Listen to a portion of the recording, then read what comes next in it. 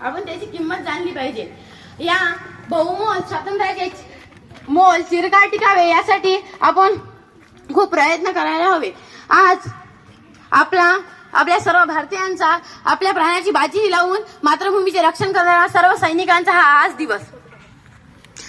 नको गुलामी नक्षत्राची भीती आंधळ्या तारांची, नको गुलामी नक्षत्राची भीती आंधळ्या तारांची.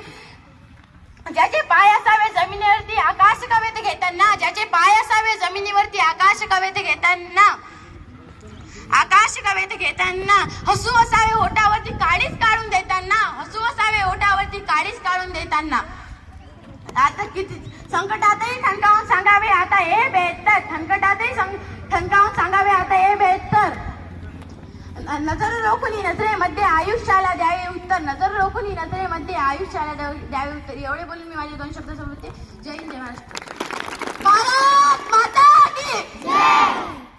तुमचा आवाज एवढे विद्यार्थी असून कमी पडतोय आणि टाळ्यांची खूप कंजूसी होते. इतकं सुंदर तिने वक्तृत्व समोर तुमच्या केलेलं आहे. चला एक वेळा सर्वांनी 3 क्लॅप्स गो. यानंतर वर्ग 9वीचा विद्यार्थी आयुष रोहनकर हा आपलं वक्तृत्व सादर करेल. त्यानंतर वर्ग 7चा डान्सवाले विद्यार्थी तयार राहतील. वर्ग 7वा. सूर्याच्या सोनेरी किरणांनी उजळली प्रजासत्ताक दिनाची पहाट, सूर्याच्या सोनेरी किरणांनी उजळली प्रजासत्ताक दिनाची पहाट. भारत मातेला वंदन करून करतो मी माझ्या भाषणाला सुरुवात, करतो मी माझ्या भाषणाला सुरुवात. सर्वप्रथम आपल्या सर्वांना प्रजासत्ताक दिनाच्या खूप खूप शुभेच्छा. आज आपण आपल्या भारत देशाचा प्रजासत्ताक दिन मोठ्या उत्साहाने साजरा करत आहोत. मेरा भारत मन असं आपण सगळे मोठ्या अभिमानाने म्हणतो. आपल्या ह्याच महान भारत देशाविषयी मी तुम्हाला माहिती सांगणार आहे. ते तुम्ही शांतचित्ते ऐकावी ही माझी नम्र विनंती. भारत ही माझी मातृभूमी आहे. आपल्या भारतातून गंगा, यमुना, सरस्वती, कावेरी, ताप्ती, कृष्णा, गोदावरी इत्यादी नद्या वाहतात. उत्तरेला हिमालय आहे तर दक्षिणेला हिंदमाता आहे.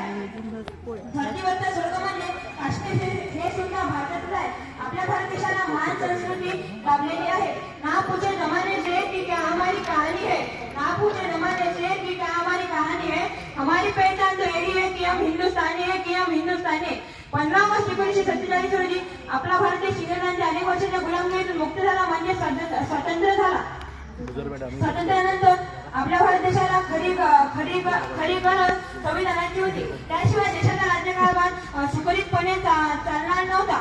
डॉक्टर बाबासाहेब आंबेडकर या महामानवाच्या अध्यक्षतेखाली